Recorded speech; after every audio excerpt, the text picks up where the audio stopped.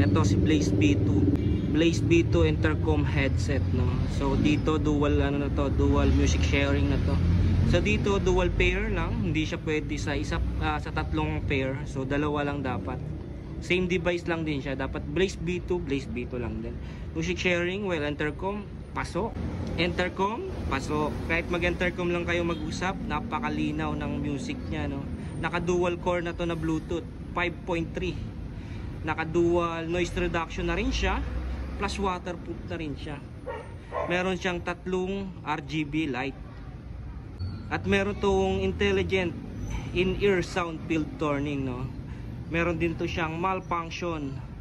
Yung sinasabi nating gusto nyo ng iba-ibang kulay habang nakakonect. Meron tong 1000 battery na tumatagal ng 25 hours.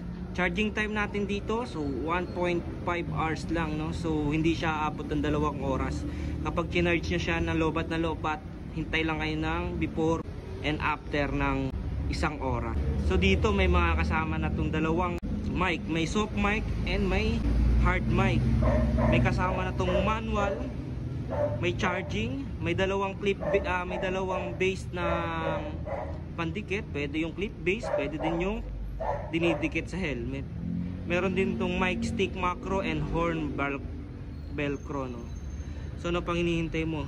Sa halagang 2,448, dalawang peraso na mabibili mo.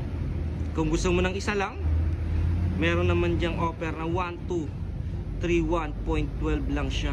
Pwede siyang cash on delivery. So ano pang hinihintay mo? Nasa yellow basket lang yung link.